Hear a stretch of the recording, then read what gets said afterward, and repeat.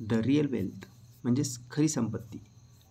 आजच्या या व्हिडिओमध्ये आपण एक शॉर्ट स्टोरीच्या माध्यमातून इंग्लिश कशा पद्धतीने आपण इम्प्रूव्ह करू शकतो, म्हणजे इंग्लिश कशा पद्धतीने आपण समजू शकतो, कशा पद्धतीने लिहू शकतो, कशा पद्धतीने इंग्लिशमधील व्होकॅब्युलरी स्ट्रॉंग करू शकतो ते बघायचं आहे. आणि ही सिरीज शॉर्ट स्टोरीच्या माध्यमातून how to learn English, how to speak English, how to write English हे स्किल आपण या सिरीजच्या माध्यमातून पूर्ण करण्याचा प्रयत्न करूया. So welcome to our YouTube channel friend, स्वागत आहे तुमचं आपल्या यूट्यूब चॅनलवर. तर बघा, आजची स्टोरी आहे. या स्टोरीचा सारांश सांगतो मी तुम्हाला, म्हणजेच तुमच्या माइंडमध्ये एक पिक्चर क्रिएट होईल. बघा, एक श्रीमंत व्यक्ती असतो, त्याचा एक मुलगा असतो आणि तो श्रीमंत व्यक्ती त्या मुलाला कुठेतरी फिरायला घेऊन जातो, म्हणजेच कशासाठी की गरिबी आणि श्रीमंतीमधील फरक दाखवण्यासाठी. बघा आता मग या स्टोरीमध्ये काय होते नेमकं. रायटर बघा काय म्हणतो. वन डे, रायटर म्हणतो, एक दिवस अ रिच मॅन म्हणजे श्रीमंत माणूस, डिसाइडेड म्हणजेच काय, डिसाईड म्हणजेच निर्णय घेणे, डिसाइडेड म्हणजेच निर्णय घेतला. आणि डिसाईड जे काही वर्ब आहे ना, हा वर्ब टू सोबत घेऊन येतो, म्हणजे डिसाइडेड टू म्हणजेच निर्णय घेतला. काय घेतला? One day a rich man, एक दिवशी एका श्रीमंत व्यक्तीने डिसाइडेड टू निर्णय घेतला. काय निर्णय घेतला?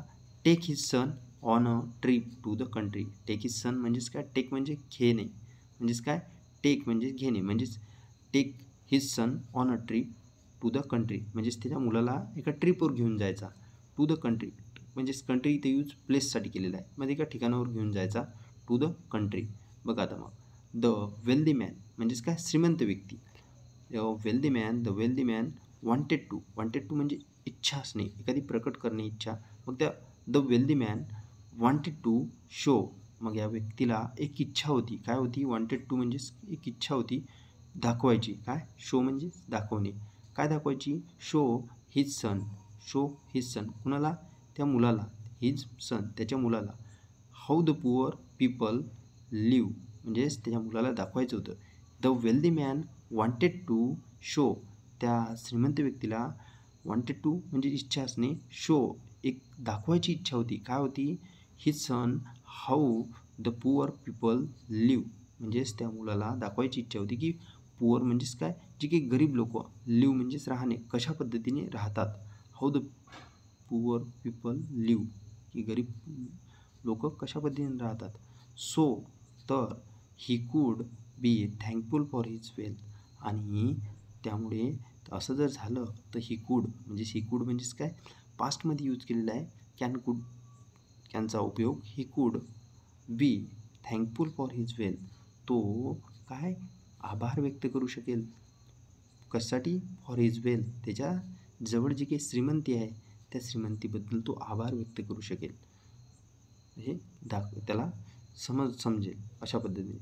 मग समोर बघा काय झालं. दे स्पेंट म्हणजे खर्च करणे, आणि स्पेंडचं सेकंड रूप स्पेंट म्हणजे दे स्पेंट म्हणजे त्यांनी खर्च केले. काय केले? 2 डेज कुठे? ऑन अ फार्म म्हणजेच त्या शेतामध्ये. कुणाचं शेत होतं? ऑफ अ पुअर फॅमिली, एका गरीब शेतकऱ्यांच्या शेतामध्ये त्यांनी काय, 2 डेज स्पेंड केले, म्हणजे 2 दिवस खर्च केले. ओके, म्हणजेच तिथे घालवले त्यांनी. ऑन देअर वे, बघा आता 2 दिवस त्या पुअर म्हणजेच फार्मवर, कुणाच्या, व्हेरी पुअर फॅमिली म्हणजेच एका गरीब व्यक्तीच्या फार्मवर, शेतावर त्यांनी 2 दिवस स्पेंड केले, म्हणजेच खर्च केले, म्हणजेच तिथे घालवले त्यांनी.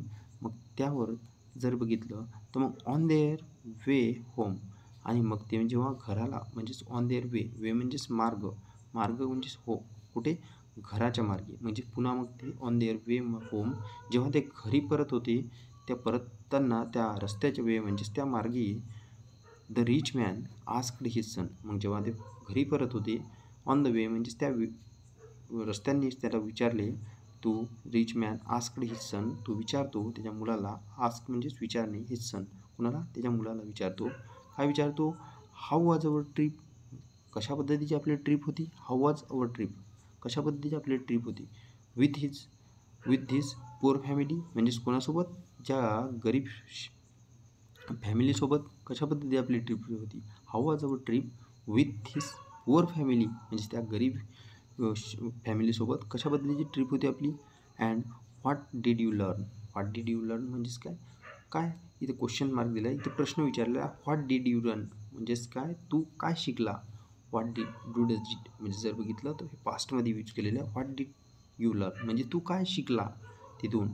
त्यामुळे द सन आन्सर्ड, मग सन मुलगा म्हणाला, आय सॉ मी पाहिलं, काय पाहिलं, दॅट मी पाहिलं की, दॅट की we have servants to serve अस, की आय सॉ मी पाहिलं की, दॅट की काय पाहिलं, वी हॅव सर्वंट्स आपल्याजवळ नौकर आहेत, कशासाठी, टू सर्व अस आपल्याला जी की आपली सेवा, सर्व म्हणजे सेवा करणे, सर्वंट्स म्हणजेच नौकर, मग काय वी हॅव सर्वंट्स म्हणजेच आपल्याजवळ, हॅव म्हणजेच असणे, च्याजवळ असणे, वी हॅव सर्वंट्स आपल्याजवळ नौकर आहेत, कशासाठी, टू सर्व अस, टू लावून सांगितलेलं आहे, टू सर्व अस आपल्याला सेवा आपली सेवा करण्यासाठी. बट दे सर्व अदर पण तो जी की पुअर फॅमिली होती, बट दे सर्व अदर्स पण ते दुसऱ्याची सेवा करतात. हां, we have one dog we have म्हणजेच आपल्याजवळ एक कुत्रा आहे, अँड दे हॅव अ 4 त्यांच्याजवळ 4 कुत्रे आहेत. ठीक आहे, असं तो मुलगा सांगा त्याच्या पप्पाला. We have imported lanterns in our gardens म्हणजेच आपण काय केलं, वी हॅव म्हणजेच काय इम्पोर्ट करणे, हॅव इम्पोर्टेड म्हणजेच काय, हे पास्ट परफेक्ट टेन्स इथे यूज केलेलं आहे बघा. हॅव इम्पोर्टेड म्हणजेच हॅव प्लस VV3. ओके, मग इथे काय म्हटलेलं आहे, वी हॅव इम्पोर्टेड म्हणजेच आपण इम्पोर्ट केलं, म्हणजेच आपण स्वतः आणलेले आहेत कुठून तरी, लँटर्स म्हणजेच जे की लपलपणारे दिवे, इन अवर गार्डन्स आपल्या गार्डनमध्ये लावले, and they have stars at night आणि त्यांच्याकडे जे गार्डन आहेत त्याच्यावर ऑलरेडी नॅचरल जे काही स्टार्ट असतात ते लुकलुकणारे तारे दिसतात वरून रात्रीचे. दे हॅव स्टार्स त्यांच्याजवळ ऑलरेडी स्टार्स आहेत ॲट नाईट रात्रीचे. वी बाय अवर फूड आपण आपलं अन्न विकत घेतो. काय म्हटलं आहे, वी बाय आपण अन्न आपलं विकत घेतो. बट दे ग्रो देअर्स आणि तो शेतकरी स्वतः ग्रो करतो अन्न म्हणजे स्वतः उगवतो अन्न. वी हॅव अ बिग पूल आपल्याजवळ मोठा पूल आहे म्हणजेच पूल जे आहे, इन अवर गार्डन आपल्या गार्डनमध्ये, bridge. But they a creek that has no end म्हणजेच काय, जे काय आहे आपल्याजवळ जे काही स्विमिंग पूल आहे पोहण्याचा ते आहे, पण बट दे अ क्रिक काय, दॅट हॅज नो एंड त्यांच्याजवळ लांब लचक असं मोठं त्यांचं काय शेताच्या बाजूने जाणारी काय एक प्रकारची नदीसारखी खाडी आहे, आणि दॅट हॅज नो एंड त्याचा कधी अंत नाही आहे, तिचा कधी अंत नाही आहे. वी हॅव लार्ज वॉल्स आपल्याकडे मोठी भिंत आहे, टू प्रोटेक्ट अस आपल्याला संरक्षित करण्यासाठी. अँड दे हॅव त्यांच्याकडे, they have friends to protect them त्यांच्याजवळ त्यांचे मित्र आहेत त्यांची जे काय रक्षा करण्यासाठी. फायनली द सन ॲडेड आणि मुलगा मग समोरच काही त्याच्या भाषणामध्ये त्याच्या बोलण्यामध्ये ॲड केले त्यांनी काही शब्द की, थँक्स डॅड त्या पप्पाला म्हणायला, thanks dad for showing me how poor we are. धन्यवाद काय म्हटलेलं आहे त्याच्या डॅडला, काय म्हटलं त्यांनी, धन्यवाद म्हटलं, कशासाठी, फॉर शोविंग मी म्हणजेच मला दाखवण्यासाठी, काय दाखवण्यासाठी, हाऊ पुअर वी आर कशा पद्धतीने आपले गरीब लोक आहेत हे थँक्स म्हणून त्यांनी हे केलेलं आहे त्याच्या पप्पाला. तर अशा पद्धतीची काही स्टोरी होती. जर आय होप तुम्हाला कळलं असेल तर आपल्या यूट्यूब चॅनलला सबस्क्राईब करा, नवीन जर असाल तर सबस्क्राईब करा, आणि जर व्हिडिओ आवडला तर मित्रांसोबत जास्तीत जास्त शेअर करा. यामध्ये काही करेक्शन असं हवे असेल तुम्ही कमेंट बॉक्समध्ये कमेंट करून सांगू शकता. Thanks for watching this video.